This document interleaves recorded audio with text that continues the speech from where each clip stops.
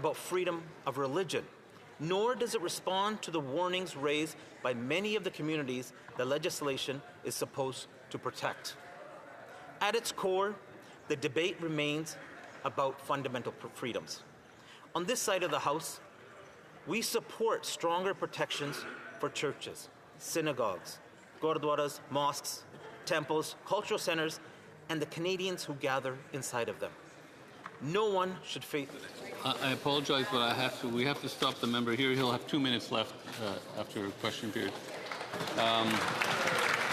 Statements by members, déclaration des députés, l'honorable... The Honourable Member for Rosemont-la-Petite-Patrie. Mr. Speaker, 15 years ago, a man named Jack Layton won the hearts and minds of Quebecers and for the first time led the NDP to the position of official opposition. I was fortunate to be part of that orange wave. Since then, the people of Rosemont-la-Petite-Patrie have continued to place their trust in me in the 4 subsequent elections. I want to thank them from the bottom of my heart. Representing them has been an honour, a privilege, and a true pleasure.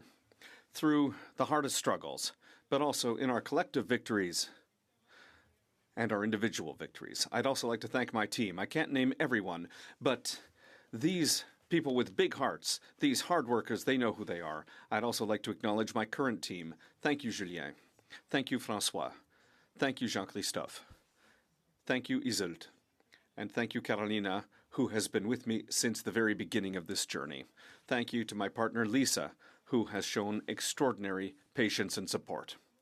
In this troubled and unsettling world, we need progressive and humanist voices in this Parliament, in all parliaments, and in all decision-making forums.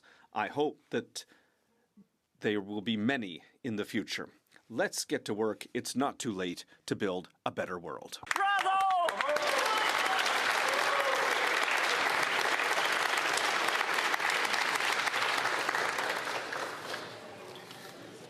The Honourable Member for Surrey Newton. Mr. Speaker, I rise today to honour the life and legacy of Rajpal Singh Dhillon, known as Paul Dhillon, an award-winning journalist, screenwriter, producer, and film director whose contributions enriched Canada's cultural landscape and amplified the voice of diverse communities. Through his work, he shared stories that fostered understanding, celebrated heritage, and connected people across generations. His dedication to journalism, storytelling, and the arts reflected a commitment to truth, creativity, and community. I extend my sincere condolences to his spouse, Harsimrat, and 2 children, Muskan and Ishan, and all those whose lives he touched. May his memory and enduring legacy continue to inspire future generations.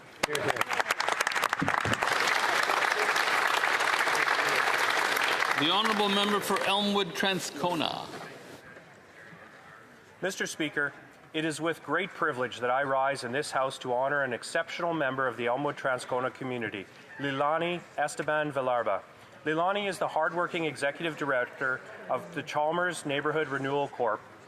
Through their efforts, her and her team lead practical and ground-level neighbourhood work to help support and uplift our community. Lilani and the CNRC have created vital non-profit programs and started key neighbourhood initiatives. Lilani's work is not abstract. Her and her team are a direct solution to growing problems facing Canadian society. Her work is squarely focused on addressing the needs of our community, whether it be affordable groceries, access to housing, safer streets, and cleaner neighbourhoods. Because of the CNRC, Elmwood is stronger, safer, and a better place to live. Thank you, Lilani, for everything you and the CNRC do for our community. The Honourable Member for Peterborough. Thank you, Mr. Speaker. As we move closer to the House Rising for the summer, I want to take this opportunity to thank the people of the riding of Peterborough for their continued trust and engagement. Canada's democracy is one of our nation's greatest strengths. It is our foundation of our freedoms, our rights, and our ability to shape a better future together. At a time when democracies around the world face growing challenges, we must remain united in protecting and strengthening the country that generations of Canadians have protected and built. In this House, we bear both the responsibility and the privilege entrusted to us by those we represent to preserve this legacy and ensure its strength and vitality for generations to come. Forever grateful for the honour to serve. The honourable member for Medicine Hat, Cardston Warner.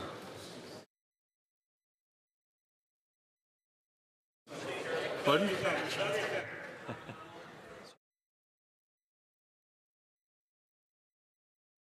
Centre.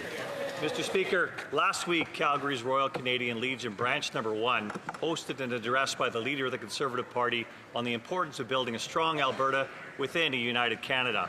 It was exactly the right place for that message. Built in 1922 as Memorial Hall, it was Calgary's primary tribute to those Canadians who served and sacrificed in the First World War. For more than a century, Branch No. 1 has been a gathering hall, as well as a place of remembrance, welcoming generations of veterans, families, and Calgarians through its doors. Today, that historical building needs our help. After decades of service, it is in urgent need of repairs, starting with its roof. This Canada Day, Calgarians are coming together to restore it, because this building is more than a hall. It is a promise kept to those who answered the call to defend the ideals of Canada, and it belongs to all Calgary. I encourage everyone to support this effort, honour our veterans, and ensure this landmark stands for generations to come. The honourable member for Rivière-des-Mille-Îles. Mr. Speaker, with the arrival of summer and the nice weather, I'd like to invite everyone to come and discover the treasures of the Lower Laurentians.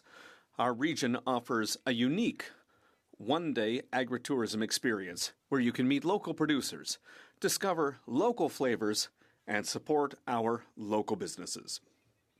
The St. Eustache Public Market is something that everyone has to visit to enjoy fresh produce, a warm atmosphere, and the craftsmanship of our artisans.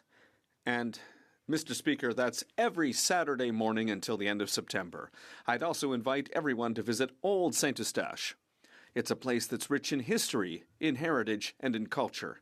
It's perfect for a stroll with family or friends. This summer, I invite everyone and all my colleagues here to come and enjoy our beautiful region, to come support our local businesses and discover everything that the Lower Laurentians has to offer. Thank you and have a great summer. The honourable member for Tayakon, Parkdale High Park. The honourable member for Tayakon, Parkdale High Park. Thank you, Mr. Speaker. I rise to congratulate and thank Young Voices Toronto on their 40th anniversary concert at Runnymede United Church.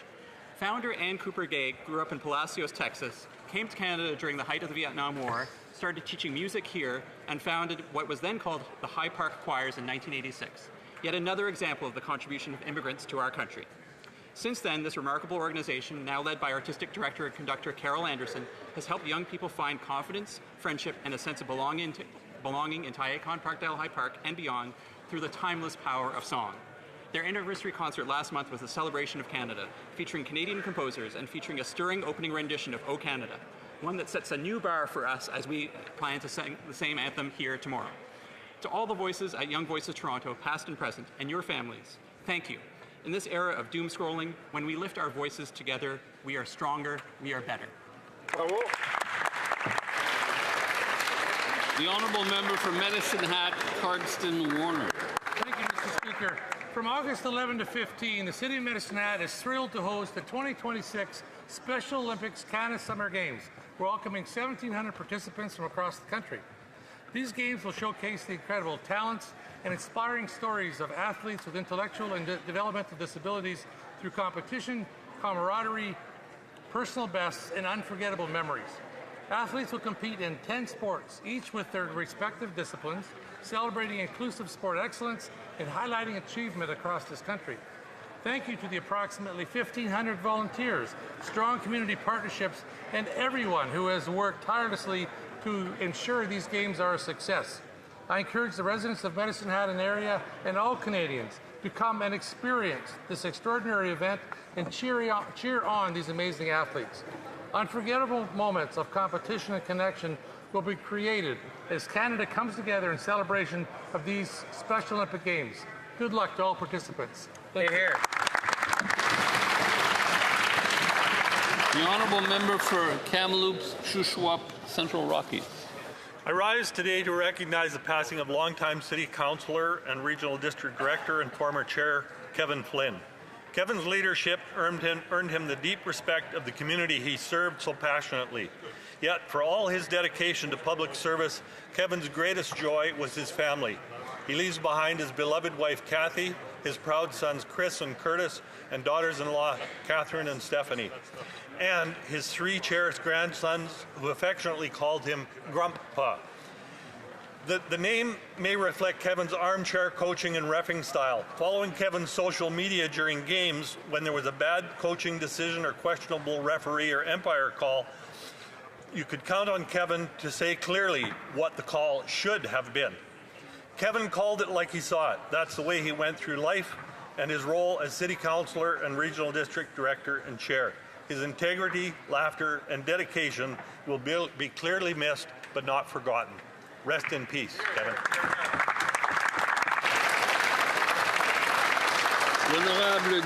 The Honourable Member for Laurentides-Labelle.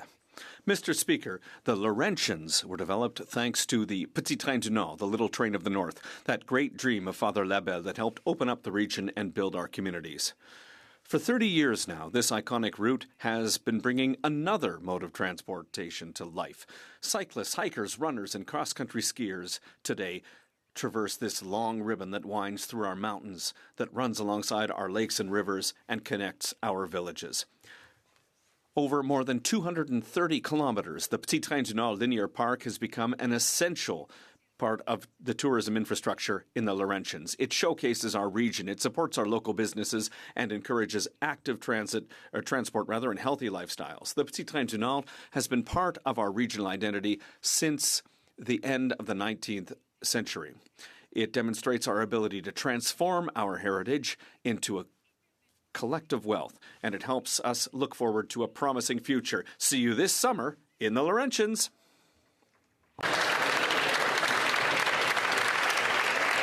The Honourable Member for Milton East, Halton Hills South.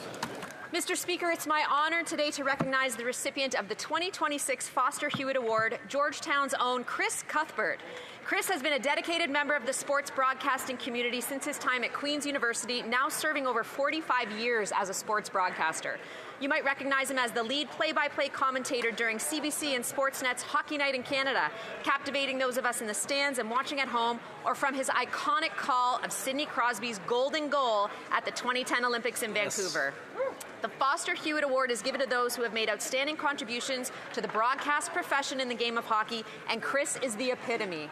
His persona reflects resilience, passion, and positivity, marked by an overall strong engagement in the sport. He's been a wonderful link for hockey fans for many years, and his broadcasting is one of my favorite parts of game day. Congratulations, Chris. Go, Chris. The Honourable Member for London Fanshawe. Mr. Speaker, London has long been the canary in the coal mine for the hardships Canadians are feeling. When affordability worsens, unemployment rises, and this Liberal recession deepens, Londoners are among the first to feel it, and our community is hit the hardest. The Canadian promise was simple: work hard, do your part, and build a stable life. This weekend, while I was going for a walk, a fellow Londoner, Diana, pulled me aside. She is 55, works in a factory, and cares for her mother who is battling cancer. Yet the cost of living has become so crushing that Diana now relies on her sick mother to help her buy basics like bread and milk. She asked me, why is this happening when I've done everything right? She is grieving a Canadian promise that no longer feels real. And it is not just London. 38% of Canadians face food insecurity, and 40% are losing sleep over stretching their paychecks. Diana's story is personal, but not unique. London has been the warning. Will the Liberal government finally listen? Hear, hear. Hear, hear.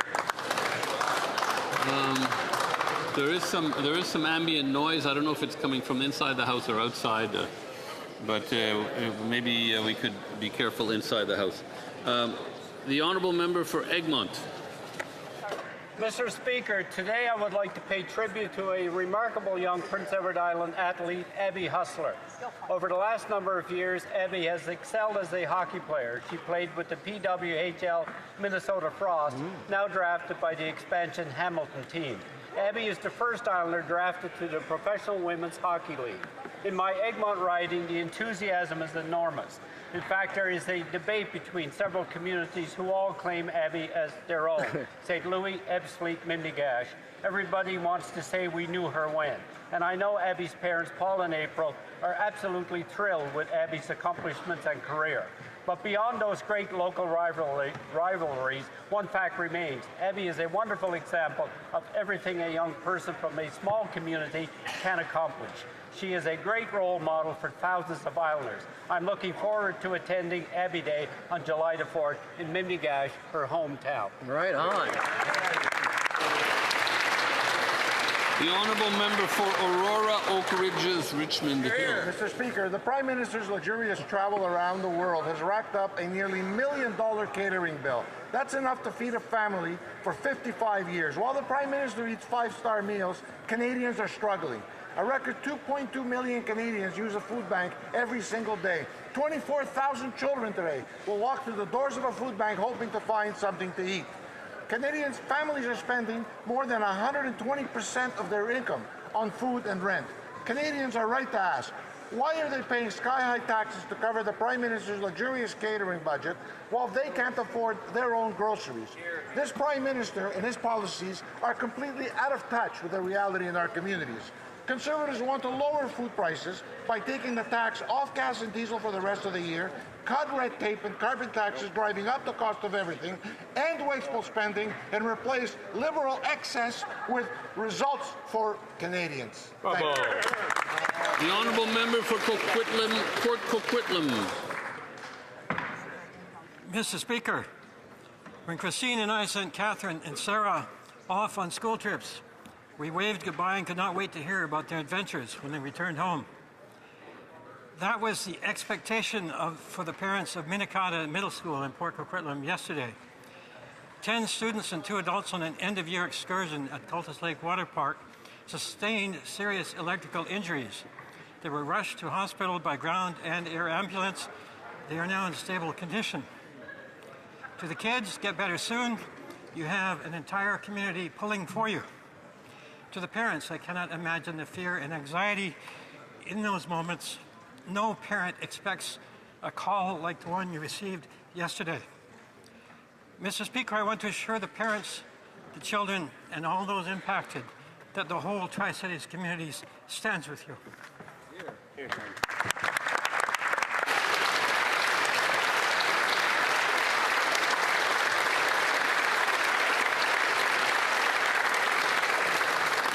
The honourable member for Bow River. Mr. Speaker, Canadians are less safe today than they were a decade ago. Violent crime has risen by 55% since 2015. Liberal, weak-on-crime policies have left Canadians feeling less secure. Police need effective tools to stop dangerous criminals. With proper judicial authorization, lawful access is key to investigating serious crimes. That's why Conservatives are prepared to support Part 1 of Bill C-22.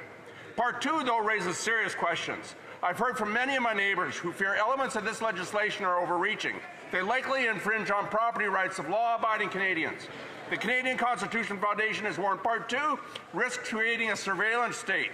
Canadians should not have to choose between public safety and protecting their fundamental freedoms. The Liberals promised to listen and make changes. Instead, they're ramming a contentious bill through Parliament. The Liberals are ignoring legitimate concerns raised by experts and Canadians. They should be embarrassed. The government should swiftly pass Part 1, give police the tools they need, then go back to the drawing board with Part 2. Thank you. The honourable member for Brassard-Saint-Lambert. Mr. Speaker, later today in Montreal, the Marlene Jennings Public Service Award will be launched. The Honourable Marlene Jennings, the former Member of Parliament for Notre-Dame-de-Grâce-la-Chine-Dorval, is an incredible role model for anyone who aspires to serve their country, their community, or their peers. I should know. She was my mentor when I was first elected and remains my cis friend to this day.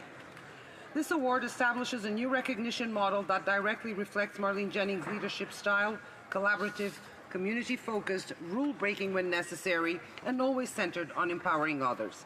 By shining a light on these change-makers and providing unrestricted funding, the proponents are not just celebrating those who serve so generously, they're accelerating their work and signaling to others that this different way of leading matters. I don't have time to go into detail about all the criteria for this award, which honours unsung Quebecers, but I thought it worth mentioning, Mr. Speaker, that Canada could draw inspiration from this initiative to recognise all that our fellow citizens do to make our communities so resilient. Thank you, Mr. Speaker.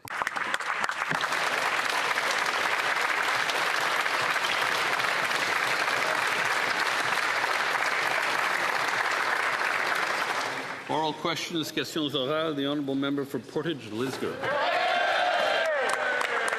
The Prime Minister has said affordability is the best it's been in decades, but normal, hardworking, everyday Canadians know that simply isn't true. Meatloaf famously once sang, 2 out of 3 ain't bad, but surely 3 out of 4 is not good.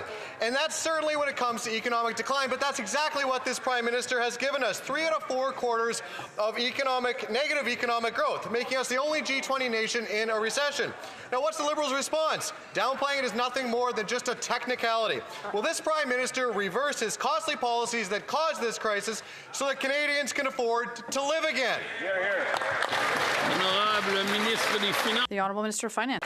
Mr. Speaker, I can see the face of the Conservatives today. They're not very happy, but let me bring them good news, Mr. Speaker, because the country wants good news, Mr. Speaker. In fact, in 2025, Canada received the highest level of foreign direct investment, Mr. Speaker. That is Canada, Mr. Speaker.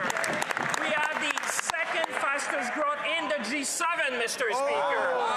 We have made generational investment in housing, infrastructure, productivity and innovation, and defense, Mr. Speaker. We're going to build Canada strong, Mr. Speaker. Let them get on board. We're going to build this country. The honourable member for Portage-Lisgar. We have a new top export out of this country. It is announcements and MOUs. And not that long ago, Mr. Speaker, Canadians used to dream of buying a home. Now, under this Liberal Prime Minister, many are starting to go to GoFundMe pages just to pay for essential items for life. In the last 5 months, 15,000 Canadians had to ask strangers online and help for paying for basic things. Food banks are overwhelmed and families are one emergency away from begging people for help. If this Prime Minister thinks his plan is working, he is badly out of touch with those paying the price. Will this Liberal Prime Minister finally admit that his affordability plan has failed, or does he now think GoFundMe is Honourable Ministre des Finances. Honourable Minister of Finance. Mr. Speaker, Canadians don't want another clip. They don't want just another question, Mr. Speaker. They want action. That's exactly, Mr. Speaker, what we have done in this side of the House, Mr. Speaker. Canadians are concerned about the cost of rent, the cost of food, and the cost of gas. That's exactly what we have tackled, Mr. Speaker. We have made record investment in affordable housing. We have just sent the grocery benefit to more than 12 million Canadians, and we have suspended the excise fuel tax on gas, Mr. Speaker. We understand what Canadians want, and we will deliver for Canadians. Every day is a good day to fight. The Honourable Member for Montmorency-Charlevoix. Yesterday, the Prime Minister affirmed in this House that the cost of living is at its best in 10 years, but Canadians are living another reality. An article has revealed that some people even have to use GoFundMe pages for their essential needs. How can Canadians pay for their groceries, rent, and medical emergencies while Quebecers have to rely on charity to live? The Liberals are spending without counting. They need to take action. The Honourable Minister of Finance. Mr. Speaker, what people at home today are seeing is this Conservative hypocrisy. Where were these Conservative members when we launched the Canada Child Benefit? Where were they when we wanted to launch the school food program? Where were the Conservatives when we launched the disability benefit or the grocery and essential needs benefit? Where were the Conservatives when we had the daycare program launched? Where were the Conservatives for the workers' benefit? They were nowhere, even though we were standing up for Canadians. The Honourable Member for Montmorency-Charlevoix. Mr. Speaker, they're talking about programs when people are asking them to stop working, stopping what's not working and to help. Their programs for groceries will give citizens very little for those who under $50,000. $1,000 over a year for a family of 4. Are they really connected with reality? They need to look at their policies and get rid of everything that's not working. And all this spending is pushing Canada into a recession. The Honourable Minister of Government Transformation, Mr. Speaker, what is not working, to answer my colleague, are the Conservatives who stand up and who are pretending to show empathy, but at every time when they have to vote on concrete measures, they vote against them. And I asked them to do the math in their riding.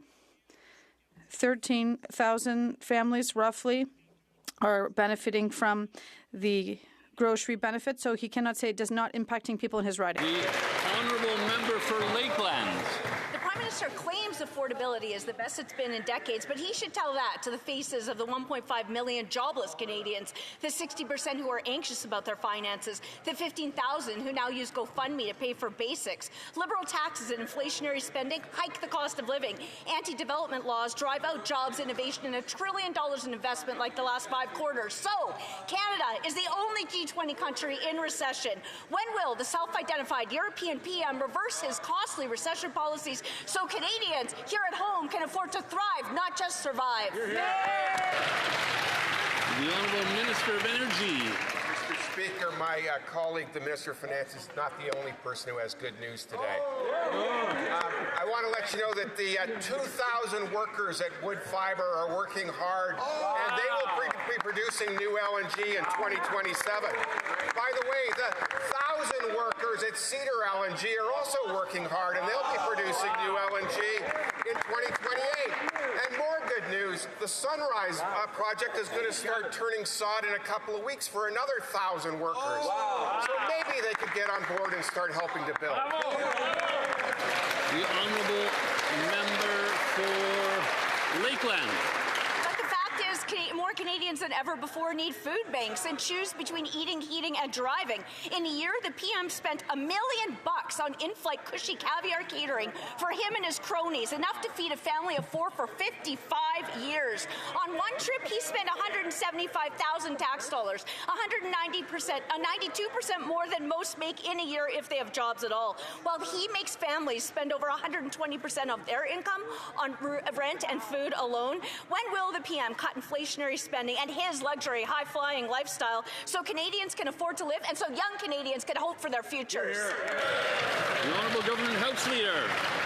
Speaker, Canadians watching are somewhat confused because every time we propose a measure to help vulnerable Canadians, the groceries and essentials benefit, dental care, the Canada Child benefit, the Conservatives vote against it.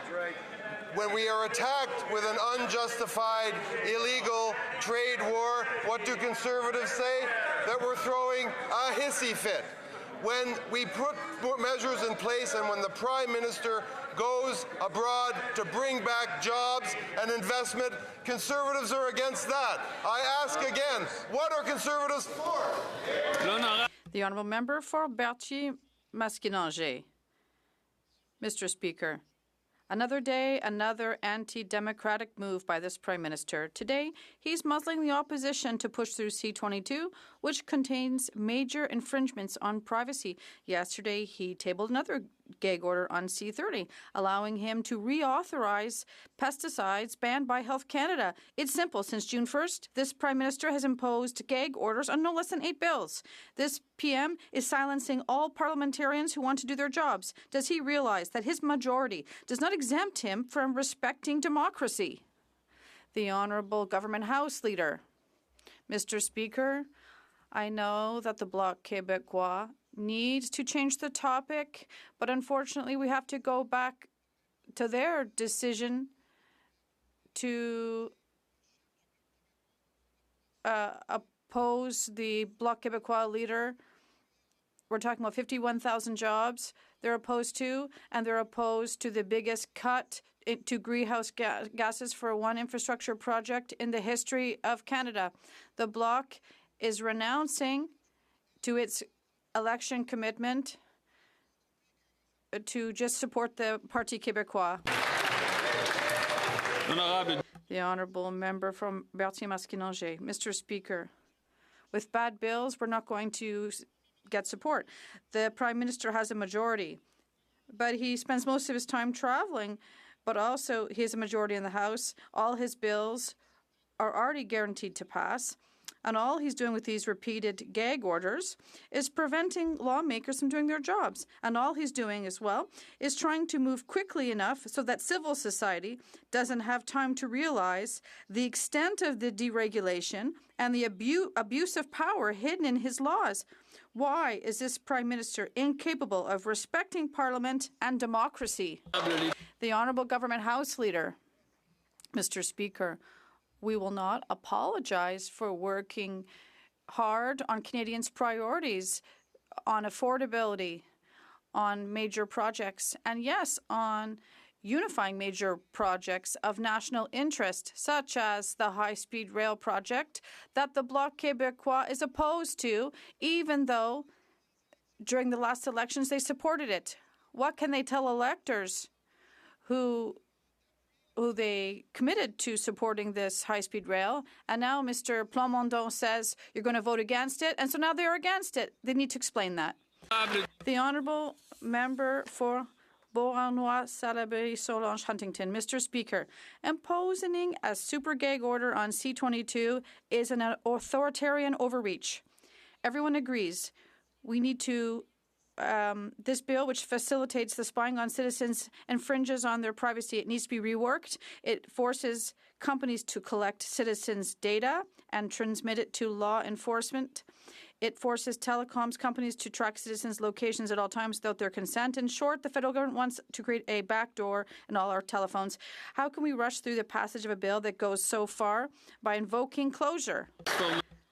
The Honourable Minister. Thank you very much, Mr. Speaker. I'd like to thank my colleague for her question. I'd like to go back what the Government House Leader was saying. I won't apologize here for taking action for Quebecers and Canadians, just like we did in recent months with a $10 billion deal for Quebec infrastructure, for public transit, and for our cities. And we won't apologize either, Mr. Speaker, for moving forward with an immense project for Quebec for high-speed rail.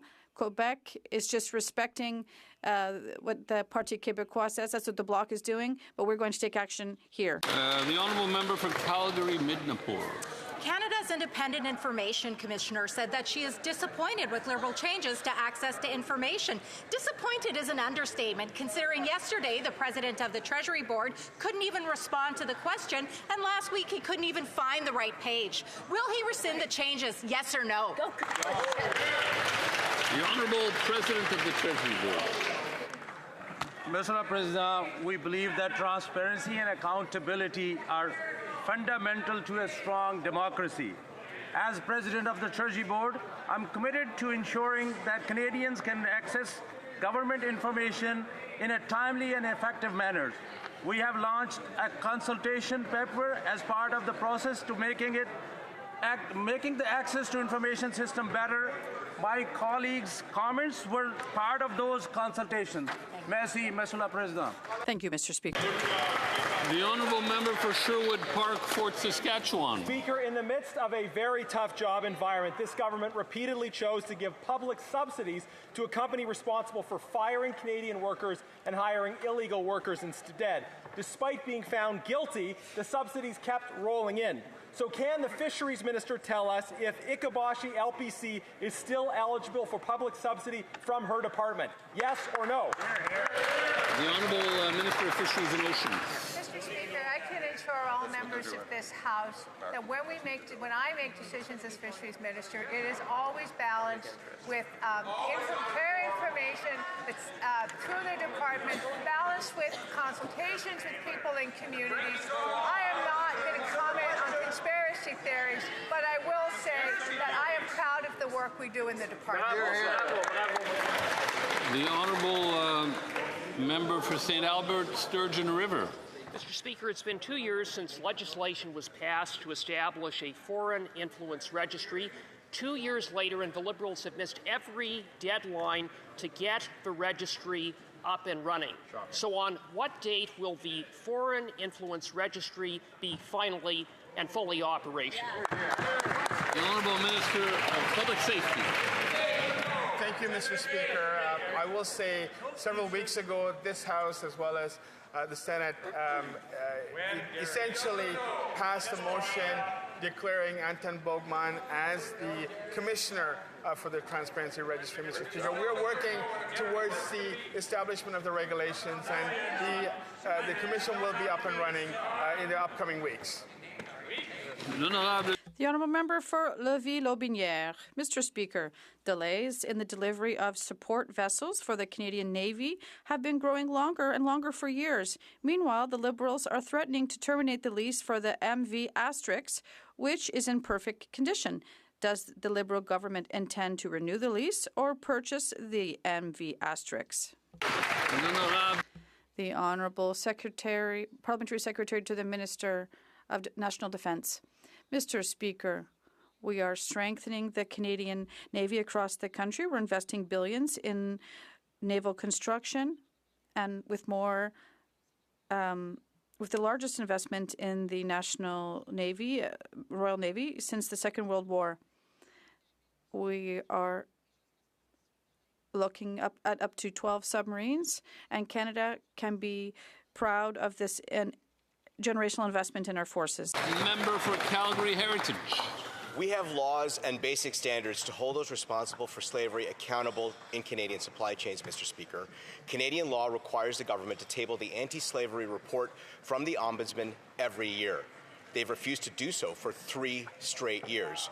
Why does this government keep breaking the law? Hear, hear.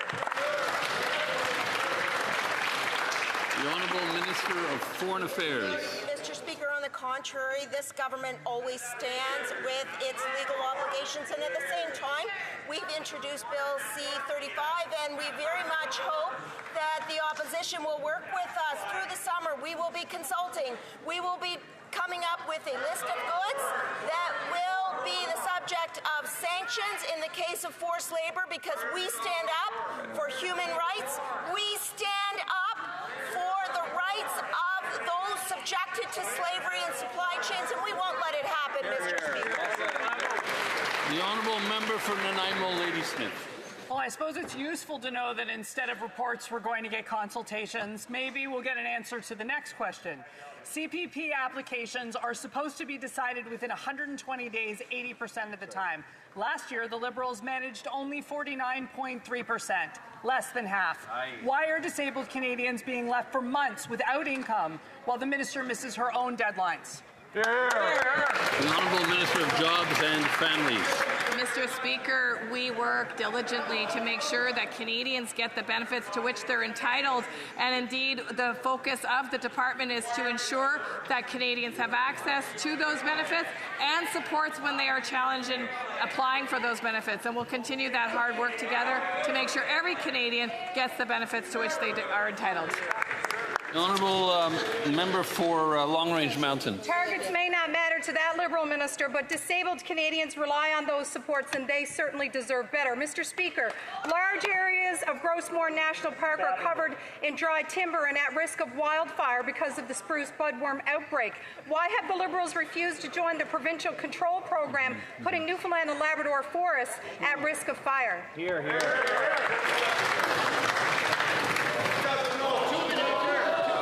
The Honourable Minister of the Environment. Mr. Speaker, Parks Canada takes the spruce budworm issue very seriously, as well as wildfire control. We are taking measures in all of our national parks to make sure that we are protecting from wildfires. The Honourable Member for Shefford.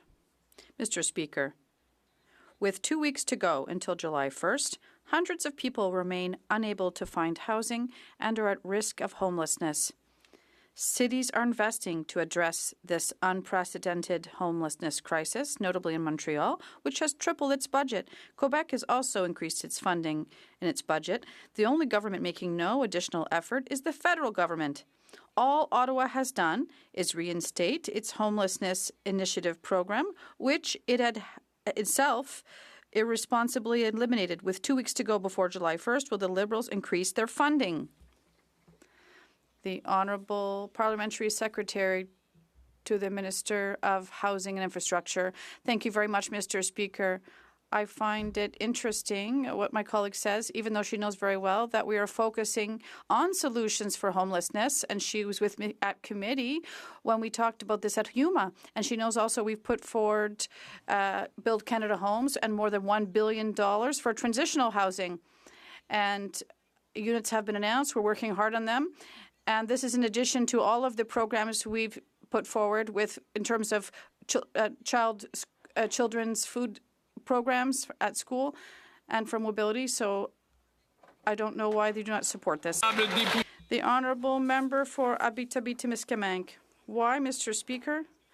Because homelessness has increased 20% in Quebec and 199% in Abitibi-Témiscamingue, while encampments have become a permanent reality, while Pauline Marois is working on a summit on homelessness, and while municipalities in Quebec are investing, there isn't one penny from the federal government. In fact, it took a popular outcry to prevent the Liberals from making cuts, and we're in the midst of an unprecedented crisis, and it'll get worse on July 1st. When will the government take note of this and do its fair share? The Honourable Parliamentary Secretary.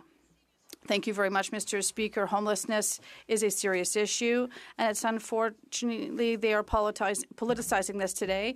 We're moving forward with our national strategy on housing for an action plan to deal with this, and that's why Build Canada Homes is putting forth $1 billion in transitional housing, and we're establishing programs such as Aging at Home to help with homelessness. Mr. Speaker, we've already helped more than 112,000 Canadians find stable housing. We're here to work. Thank you. The honourable member for York-Durham.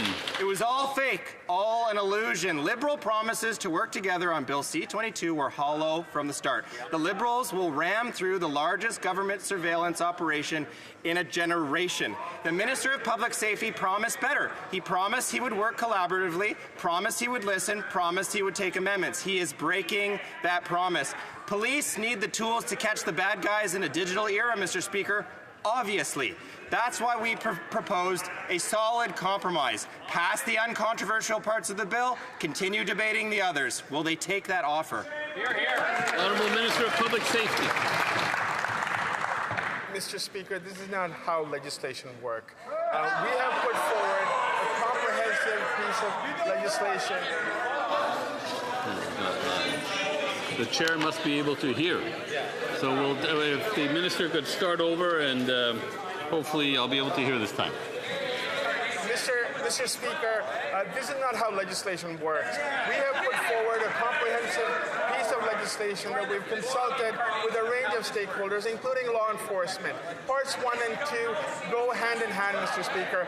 We cannot cherry pick which parts of the Act goes into effect. I'll give you an example on the obstructionism of the Conservative Party.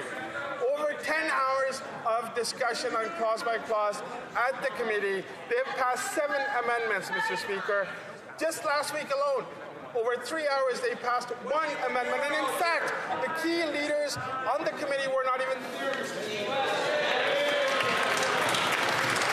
The honourable member for Kamloops, Thompson-Nicola. This is not how legislation... Speaker, that's what the minister just said. Allow me to tell him something. Canadians don't take their orders from the Liberal Party. Conservatives don't take their orders from the Liberal Party. We will scrutinize legislation as we see fit, Mr. Speaker. Mr. Speaker, we have heard from Canadians concerned about big brother aspects of this bill. We've heard from civil libertarians, experts, law professors who say we should be passing Part 1 and scrutinizing Part 2. Why won't they pass Part 1 and study Part 2? The Honourable Secretary of State for Combating Crime. Here, here. Mr. Speaker, this Conservative opposition is not about scrutinizing bills. We are up for scrutiny, Mr. Speaker. We've amended many of our bills, including C-22, Mr. Speaker. But C-22 is a bill that we in Parliament have tried to bring many times because I know the Conservatives recognize we need modern tools to fight terrorism, to fight organized crime. That's right. But these Conservatives, they don't really care. They'll oppose anything. Just last week, they opposed harsher sentences for child predators. Who are these people?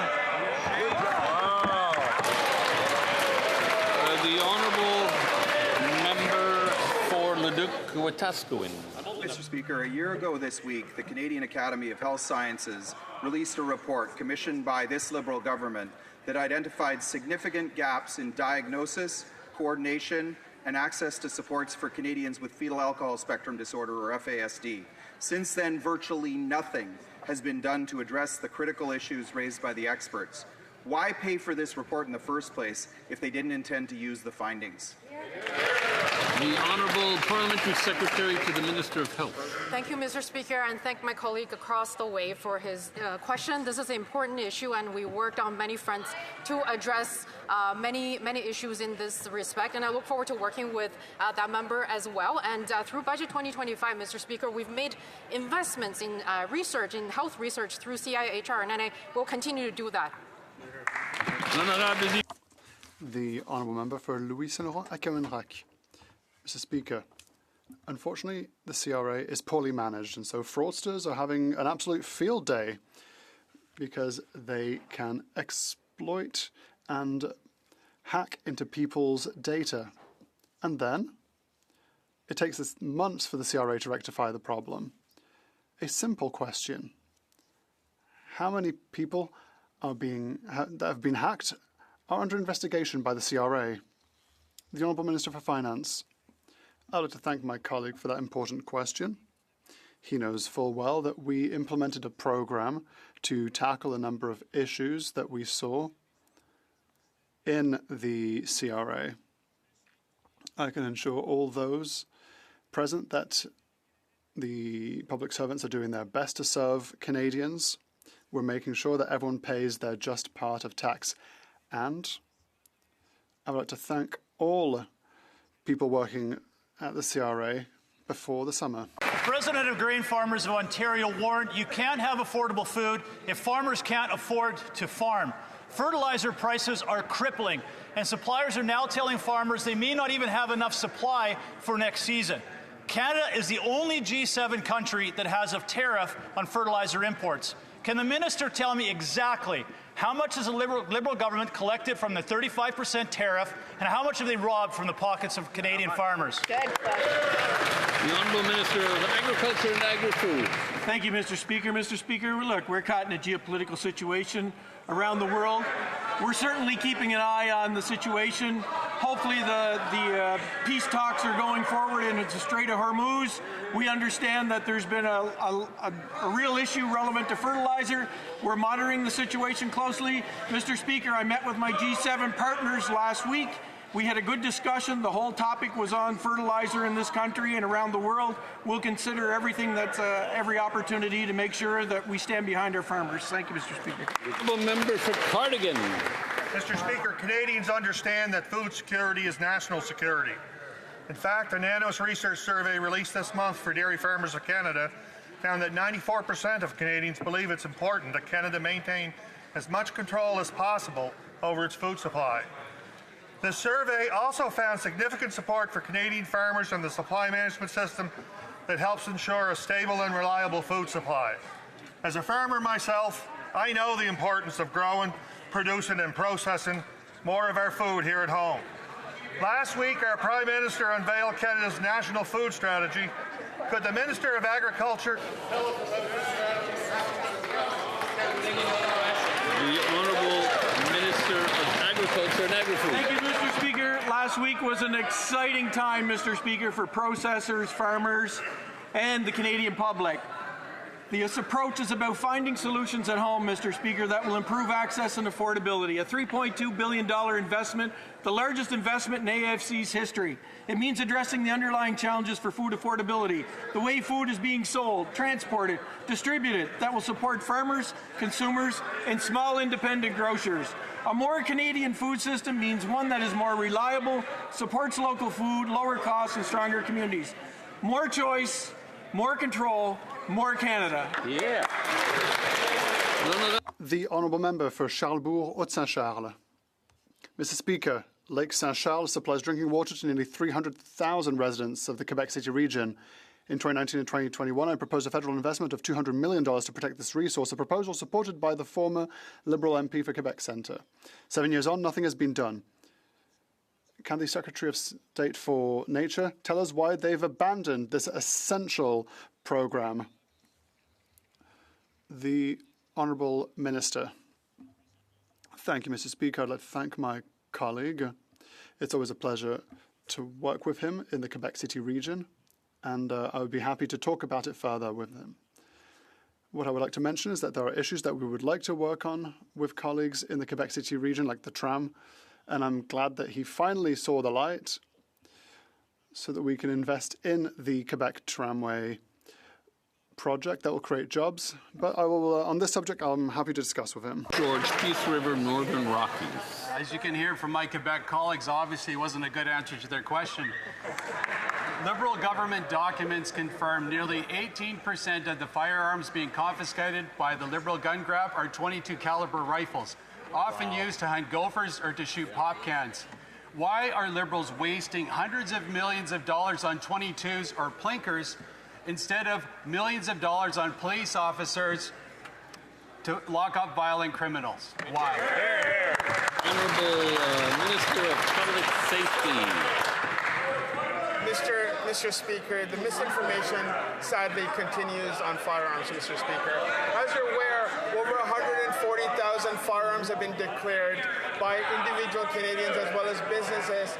We're in the process of collecting those firearms, Mr. Speaker. What I will... That's an important question. Now that it's quieter, the Honourable Minister of Public Safety may continue. Mr. Speaker, the misinformation on firearms continues, Mr. Speaker. I will say over 140,000 individual firearms have been declared by both owners as well as businesses. We're in the process of collecting them. What I will say is we've invested in law enforcement. We're hiring 1,000 new RCMP personnel, 1,000 new CBSA officers, Mr. Speaker. The Honourable Member for Brandon Souris. I don't think we'll be trusting that minister's word on what a .22 is, given he didn't know what an RPAL was either. Manitoba Premier Wab Kinew recently said that the Prime Minister is requiring LNG to be shipped through the Port of Churchill by 2030 as a requirement for federal support of the Port of Churchill Plus expansion project. Is that true, yes or no? The Honourable Government House Leader. We intend to continue working with the Premier of Manitoba, with whom we have an extremely productive relationship. Indeed, the Port of Churchill holds much promise. We'll be studying all of the options, and we'll be working very, very hard to complete that and many other nation-building projects in Western Canada and right across this country. The Honourable Member for Wellington, Halton Hills North. Mr. Speaker, reports indicate that the Palestinian representative in Canada met with the Canadian Museum of Human Rights during the development of its upcoming Nakba exhibit. This should be a Canadian museum for Canadian human rights stories, not foreign agendas. The museum is a Crown corporation reporting to the Heritage Minister.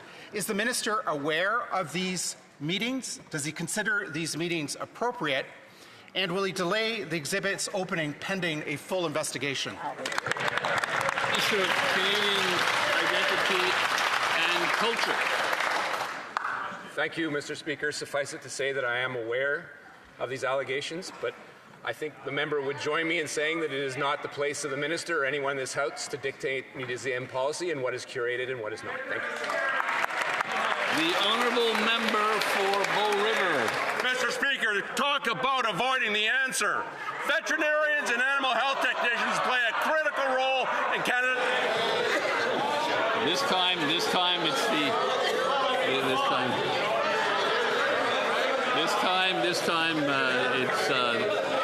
it's the Honourable Member of the Opposition who can start from the top.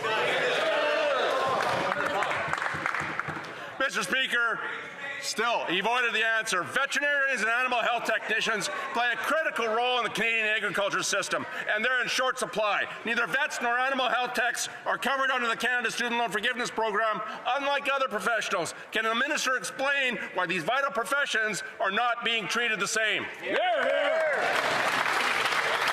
The Honourable Minister of Jobs and Families. I'm thrilled that in my riding at Lakehead University, the university is opening a new vet school in partnership with Guelph, and it's very exciting news for the many people in my riding who are waiting to access veterinarian care. We'll continue to work with provinces and territories on making sure that education is affordable, and one way that member can help is to stop voting against Canada's student loans and grants 40% higher in this government. The Honourable Member for Edmonton Northwest. The AFN exposed that the last decade of Liberal housing strategy has left First Nations 157,000 homes short. Given that Build Canada Homes plans to only build 5,000 homes annually, by what year will the Liberals build 157,000 homes needed for First Nations? Just the year, Mr. Speaker. The Honourable Minister of Indigenous Services. Mr. Speaker, I'm really proud to be able to be here and do the work, and I invite my colleague to work with us in advancing the things that we're determining. $5.9 billion to support unreserved housing, ensuring that over 55% of First Nations have housing plans, ensuring that communities have housing managers, that they're accessing the training and certification to build those homes, because we're not only building them, we're equipping them with the resource that they need to do the job. Only this government has done that. We can look at the track record of the opposition. I think it's 99, maybe less. The Honourable Member for Cambridge. That answer was so empty, it echoed. Mr. Speaker, 5 members of the Women Veterans Council have resigned citing red tape and zero action. Among them are survivors of military sexual trauma, women who stood for Canada and now feel dismissed. Why has the minister broken her promises, refused to act, and completely abandoned these female veterans? The Honourable Minister of Veterans Affairs. Now you're in trouble. Mr. Speaker, I thank all members of the Women's Veterans Council for their service to our country and the advice and insight that they offer as a council. Their lived experiences have shaped important conversations, and I remain grateful to the ongoing conversations. As a voluntary advisory group, I respect the decision of any member who chooses to move on to other opportunities, and I welcome all advocacy on issues affecting veterans. For Parry Sound and Muskoka. Mr. Speaker, home builders and home buyers in Ontario are still waiting for the federal government to finalize the regulations to permit them to rebate the HST on all new homes. Now, this is creating more confusion and uncertainty in the market, and it's leaving both buyers and builders in limbo. My question is very simple. On what date will the Liberal government finally live up to their promise? No rambling, just a date. The Honourable Minister. Speaker, I have a simple answer to the Conservative. Pass Bill C-26, Mr. Speaker. Instead of grandstanding in this House, do something. Get on, work, vote. Pass Bill C-26, and Mr. Speaker, we're in touch with our colleagues in Ontario. We're there for the builders and the homeowners. We'll work for people of Canada, Mr. Speaker. The Honourable Member for Beauce. Mr. Speaker, last week I mentioned here in the House that a company from our region, Porte-Garaga, has provided the government with damning evidence that garage doors imported from China contain harmful and toxic substances that are banned in Canada. Despite these warnings, the Minister for Health has still not done any. The Minister for Health hasn't done anything. Why? Government House Leader. Porte-Garaga is an iconic brand in Canada. I myself have doors from that company. I'll continue to support this Quebec company, as I do with all Quebec companies. If Porte-Garaga has any issues with the government, they should communicate with us, and I'll make sure that we will act upon it. The Honourable Member for Scarborough Southwest.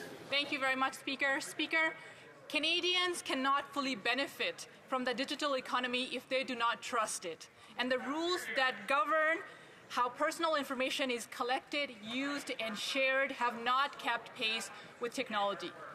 The Protecting Privacy and Consumer Data Act recognizes that. It recognizes privacy as a fundamental right and gives Canadians the tools that they need to take back control over their data. Speaker, can the Minister of Artificial Intelligence and Digital Innovation explain how this bill will protect Canadians and their data? Thank you.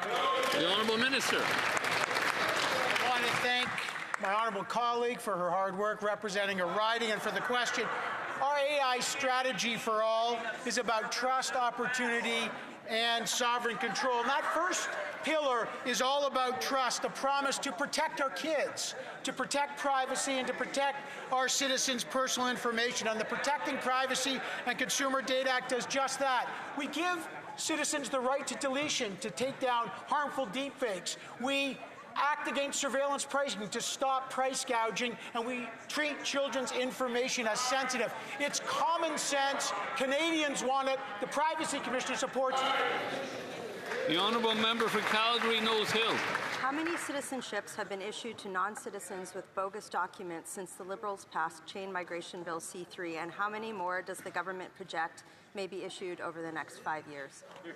The Honourable Minister of Immigration, Refugees and Citizenship. Thank you, Mr. Speaker. I've been clear. Just because you have a Canadian ancestor does not mean you're automatically eligible for citizenship. You must definitively prove your link to Canada at each and every generation.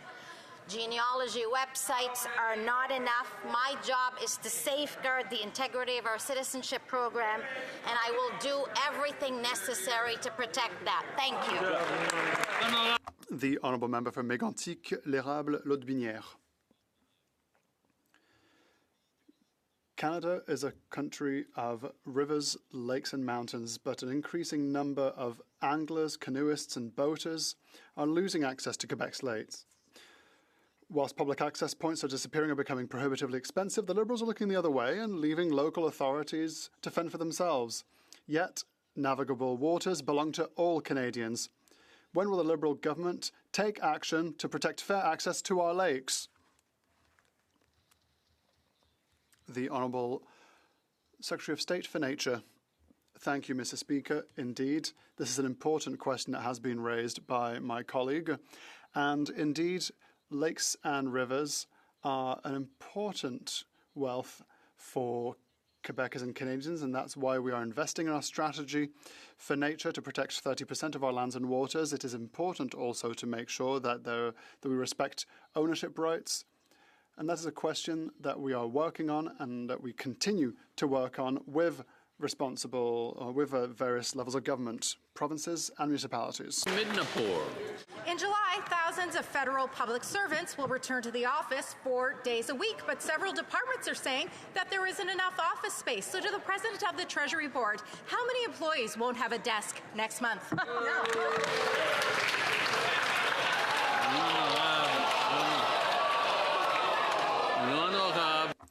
The Honourable Minister.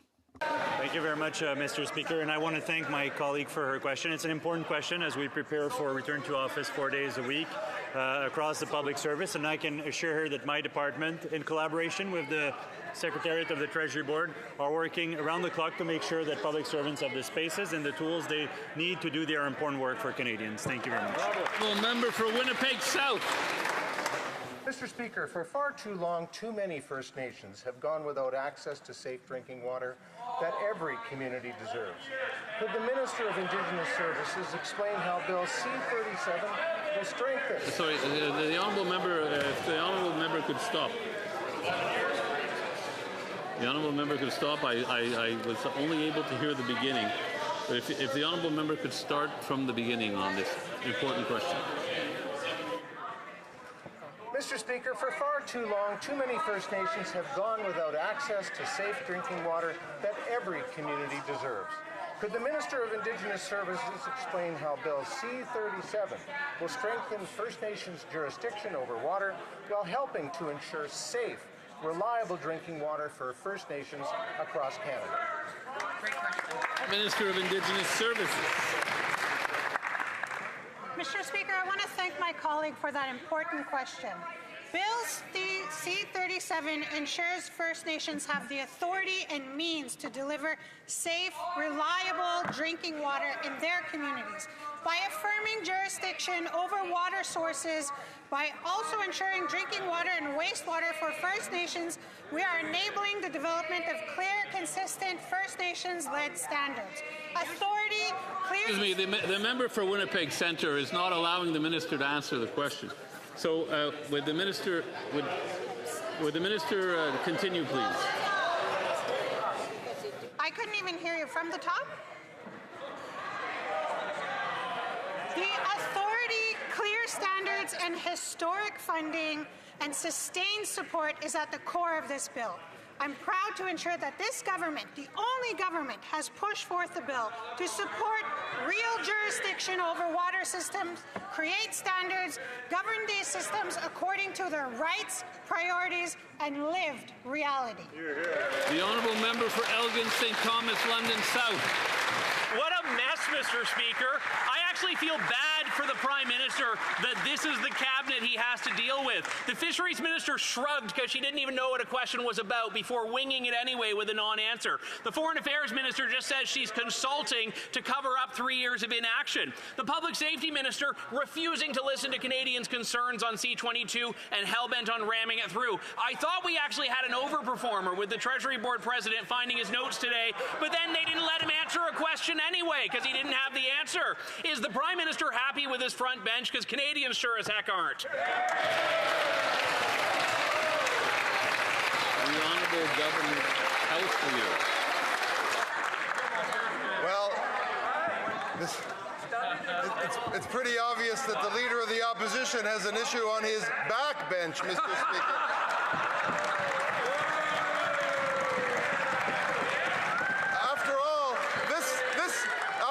This colleague sat down at a small desk in a cabin somewhere and wrote out the biography of the Leader of the Opposition longhand, and look where he got, Mr. Speaker. I can tell you that the Prime Minister from the G7, from representing us proudly on the world stage, has confidence in this entire team of 174 MPs.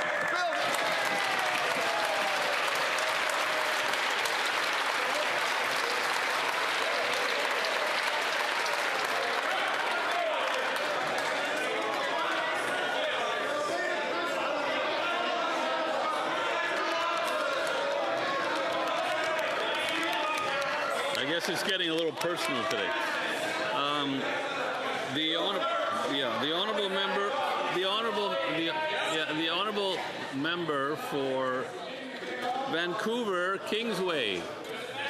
New Democrats have raised the alarm on surveillance pricing, an invasive and unfair scheme that gouges Canadians. We called on the Liberals to follow the Manitoba NDP government, who moved swiftly to ban this insidious practice. Instead, this government tabled legislation that not only fails to address this issue, it doesn't even mention it. I guess AI for everyone really means everyone's a target. Why are Liberals refusing to protect Canadians from abusive technology that invades their privacy and enables discriminatory pricing? The Honourable Minister of Artificial Intelligence and Digital Innovation. We are very proud to have tabled legislation that will protect children, privacy, and personal information, and give us the opportunity to finally act against surveillance pricing and price gouging, making sure that Canadians have an affordable life, and we're doing that within a regulator that will enforce that. And this practice has been praised by the Office of the Privacy Commissioner, who said they're very pleased that this represents a, quote, pivotal step for privacy in Canada. I welcome the proposals to recognize privacy as a fundamental right, an explicit recognition of the best interests of children, requirements to conduct practice. The honourable member for Rosemont-La Petite Patrie. Well, no one can believe that answer. For the first time in history, a human being is a trillionaire. Elon Musk is worth more than $1,000 billion. Even if he were to spend $1 million a day, it would take 2,700 years to use up this obscene fortune. Here, too, we have colossal fortunes, those who are worth billions of dollars. And the Liberals are still handing them handouts. Whilst people are sleeping rough and our public services are struggling to cope, What are the Liberals doing? Absolutely nothing. When will they finally have this backbone to make the super rich pay their fair share? The Honourable Minister for Finance.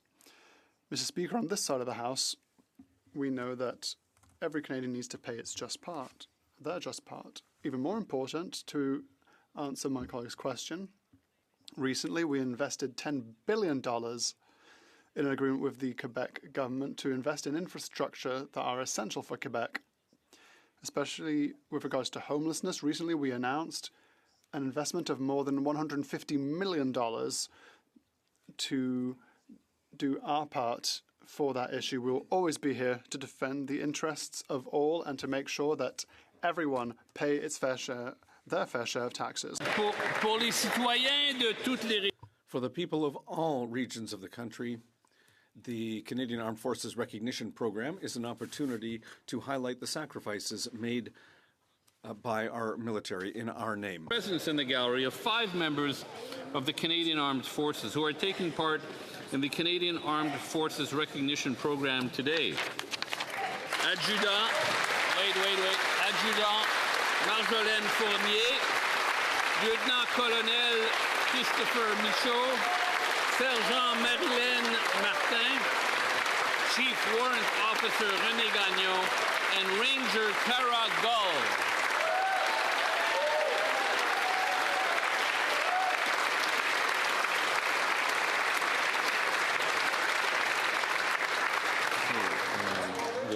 Yes, l'honorable député. The Honourable Member for Mégantic-Clérable-Lobinière. Thank you, Mr. Speaker. During question period, the government House leader said degrading things about one of our members, Mr. Speaker. I have to say that no matter what seat we sit in this House, all members are important, and I invite him to apologize. There are a lot of arrows that are being sent from one side to another here, from both sides. Are there any other points of order? Excuse me, I can't distinguish. There's so many people standing up. I can't distinguish between people standing up to leave and people who might, members who might have points of order. The member for Fort Saskatchewan, Sherwood Park, Fort Saskatchewan. Mr. Speaker, during question period, I asked a question about the government subsidizing companies responsible for hiring illegal workers. The minister described it as a conspiracy theory. I wonder if there would be unanimous consent to table order paper question response 88. I don't think so. I don't think the member has unanimous consent. So he's after the ruling? Yeah. Well, he's going to say.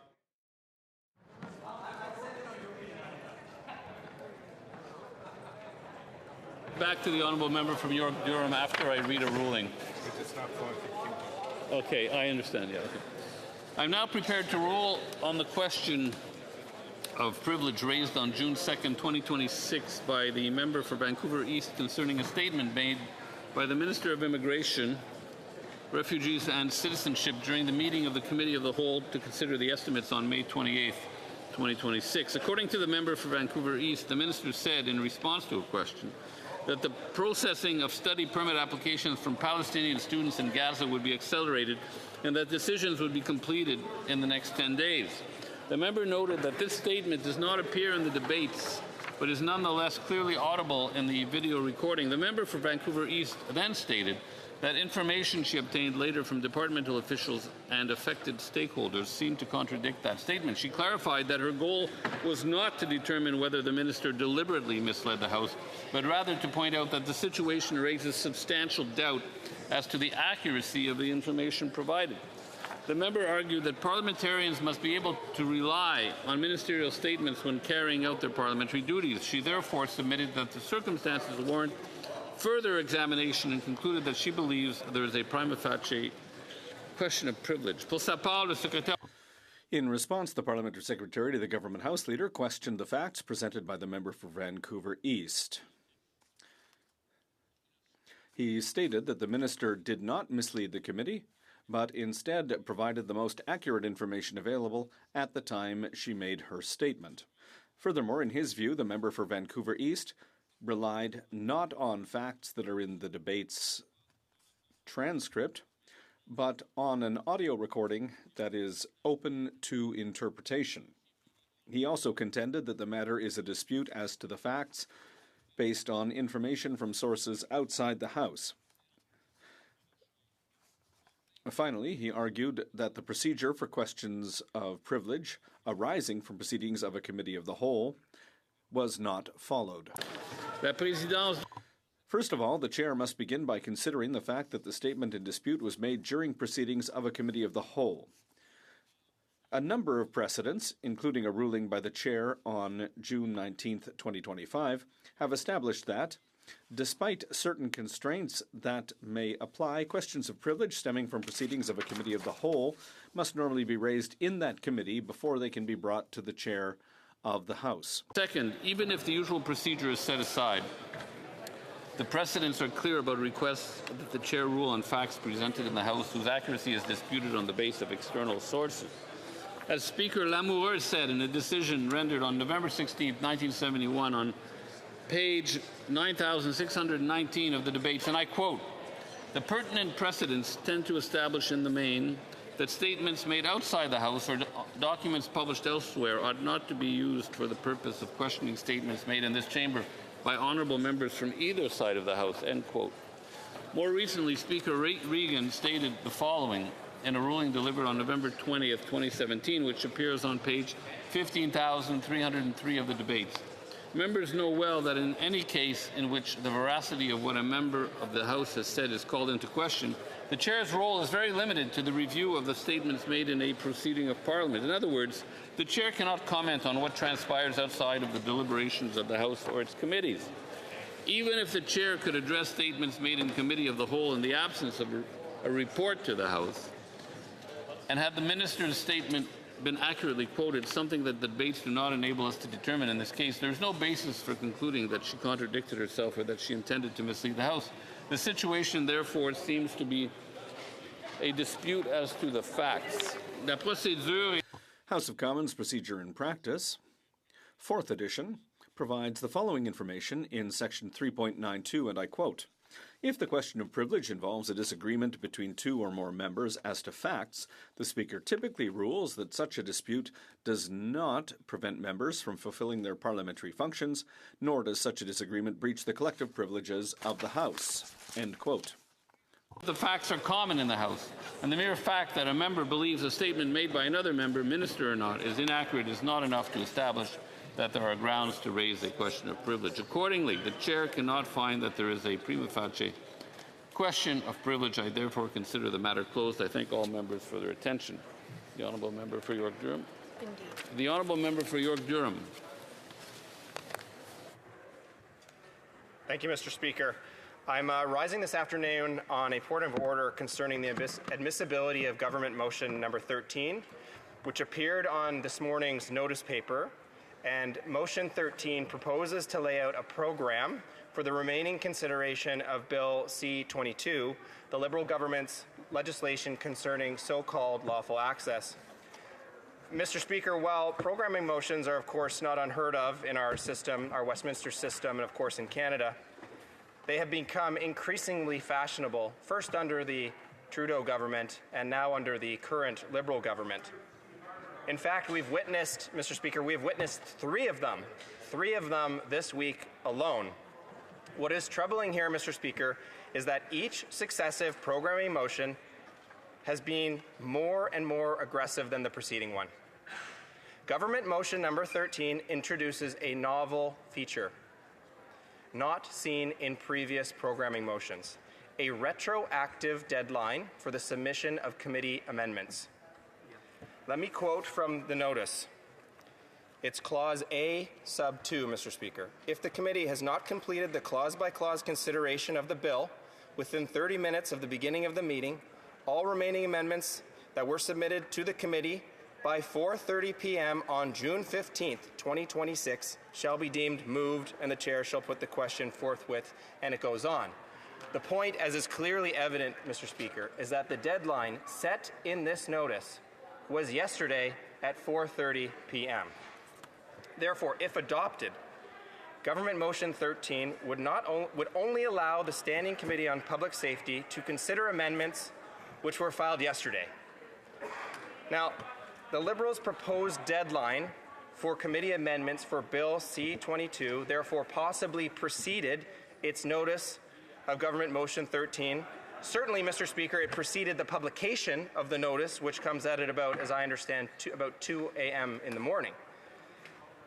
Now, what is more egregious, or perhaps as egregious as that, is the proposal that to ram through this House such a sweeping piece of legislation with significant consequences for the privacy rights of Canadians, if adopted, members will also be left with no ability to put forward any further suggestions on how to improve Bill C-22 or strike the right balance between public safety and privacy, because the motion itself prevents and precludes any report stage amendments by members. Let me draw your attention to sections B and C of the motion, and B reads, "The bill may be considered at the report stage at any time following the completion of paragraph A4 of this order, and when the order is read, it shall be deemed to have been concurred in as amended at report stage."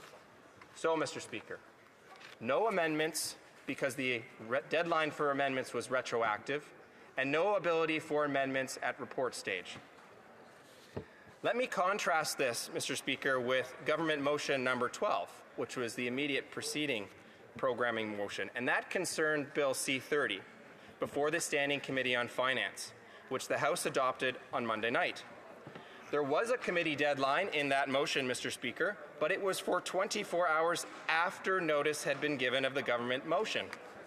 Members in that case at least had the time to put forward their best and last ideas, knowing that, regardless, the Liberal guillotine was at hand.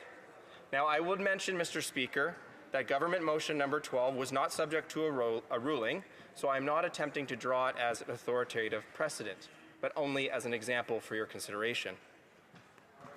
What we have here, Mr. Speaker, is a government that is fascinated with all the ways it can censor Canadians. And with Motion 13, they are now verging into the territory of erasing the rights of members. That's what makes Government Motion 13 so utterly offensive. Because the idea of a retroactive deadline is, I believe, entirely unprecedented. And therefore, I would like to go back to several first principles to lay out my initial opposition to this bill. And I note, Mr. Speaker, I am raising this at the earliest opportunity I can, having simply seen the notice this morning and raising it as quickly as possible. And therefore, I would beg your indulgence to provide further argument should my honourable colleagues across the way also provide theirs. But to return to the first principle, Standing Order number 1, which of course we don't often quote in this place, but I think it is necessary when we're talking about something that is unprecedented and novel. And it says, Mr. Speaker, quote, "In all cases not provided for herein or by other order of the House, procedural questions shall be decided by the Speaker, whose decisions shall be based on the usages, forms, customs, and precedents of the House of Commons of Canada and on parliamentary tradition in Canada and other jurisdictions, so far as they may be applicable to the House." I would also draw your attention, Mr. Speaker, to Standing Order 13, which of course gives you the ability to rule on any motion and whether it is in order in this place. Parliamentary Rules and Forms, the 6th edition, Bouchane's, observes at citation 12, and I'll quote, "Parliamentary law is something quite different from ordinary civil law or common law. Parliamentary law is based on centuries of tradition and precedents which have marked the evolution of parliamentary freedoms from the time that the first parliaments were governed under the divine right of kings to the stage of parliamentary sovereignty which we have now acquired." One of the House's earliest clerks, Sir John Bourneau, in Parliamentary and Procedure, the Dominion of Canada 2nd edition, at page 258, reiterated one of these most essential principles which has evolved over the centuries. And I'll quote him. "The great principles that lie at the basis of English parliamentary law have always been kept steady in the view by Canadian legislatures. These are to protect the minority and restrain the impoverance and tyranny of the majority, to secure the transactions of public business in a decent and orderly manner, to enable every member to express his opinion within those limits necessary to preserve decorum, and prevent an unnecessary waste of time, to give full opportunity for the consideration of every measure, and to prevent any legislative action being taken heedlessly and upon sudden impulse. Now, I know the Speaker will be aware of this general principle, but I draw him again to the section that refers to protecting the minority and restraining the impoverance and tyranny of the majority. That principle is reinforced again by our present-day clerk with his own comments at paragraph 5.1 of the House of Commons Procedure and Practice, the 4th edition, which says, "Over the years, the ideal of protecting the minority has adapted to the modern dictates of an efficient legislative body. Nevertheless, it remains true that parliamentary procedure is intended to ensure that there is a balance between the government's need to get business through the House and the opposition's responsibility to debate that business." Sir George's principles are also quoted authoritatively in Parliamentary Procedure in Quebec, 3rd edition, at page 49, Mr. Speaker. And I quote, "The rules of parliamentary procedure as a whole, then, must reflect these principles and create a balance between them. Procedure is thus at the service of noble ideals and ensure the highly democratic nature of the parliamentary institution, even though they may sometimes be considered superfluous. The fact remains that the rules of procedure are extremely important for parliamentarians and the functioning of the institution."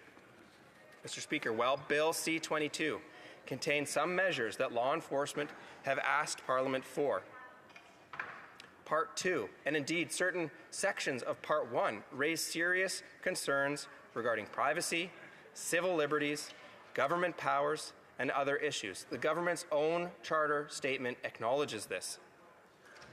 Moreover, major Canadian industries and technology companies, including Google, Meta, Apple, and others, have raised serious questions about encryption provisions, the requirement to collect and store personal information of Canadians, and the powers contained in Part 2 for the Minister to issue secret orders to companies. The powers and the scope of this bill should be carefully considered, defined, and targeted.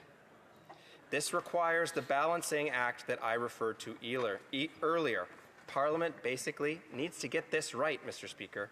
And to do that requires time, patience, studying, and the procedures of this House. But Government Motion 13 would prohibit that, Mr. Speaker. Now, perhaps support for the legislation within the caucus of the Liberal Party has been declining more swiftly than we thought after hearing from witnesses and stakeholders, and therefore a renewed urgency is upon them. But that is no excuse to push this bill through the House on the very last week of its sitting. It may be useful, Mr. Speaker, to recall the words of Speaker Milliken in a ruling he delivered on March 29, 2007, at page 8,136 of the debates. Quote, "Neither the political realities of the moment nor the sheer force of numbers should force us to set aside the values inherent in parliamentary conventions and procedures by which we govern our deliberations. The political realities which this Liberal government faces, increasing and growing scrutiny of this censorship agenda, are no excuse for what the Liberal House Leader is proposing through his notice this morning." Now, as I said, Motion 13 has not yet been proposed, but I wanted to raise this matter at the earliest opportunity to provide you sufficient time to consider it. Should you wish us to raise this point of order when the motion is moved, we will do that as well, Mr. Speaker. As your predecessor said, also on March 29, 2007, at page 8,137 of the debates, unlike the situation faced by committee chairs, a speaker's decision is not subject to appeal. All the more reason for the chair to exercise its awesome responsibility carefully and to ensure that the House does not, in the heat of the moment, veer dangerously off course. In my submission, Mr. Speaker, and our submission, Government Motion 13 does that. It would see this House go dangerously off course, all in the service of a bill that will therefore be denied the careful and detailed scrutiny it requires.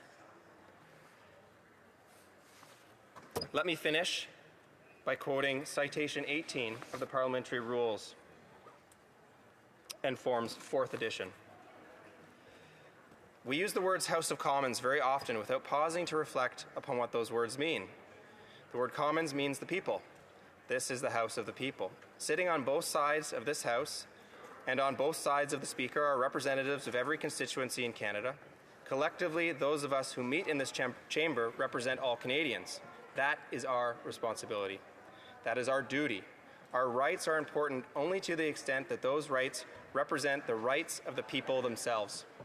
If the traditional rights of the members of the House are released, limited, or arbitrarily curtailed in any way, it is not our rights that are of concern. What is vitally important is that as the curtailment of rights, there is a limitation of the rights of the people themselves. The freedom that we have here to shape and guide legislation, no matter on which side of the House we may sit, is part of the very freedom which we cherish here in this country of ours.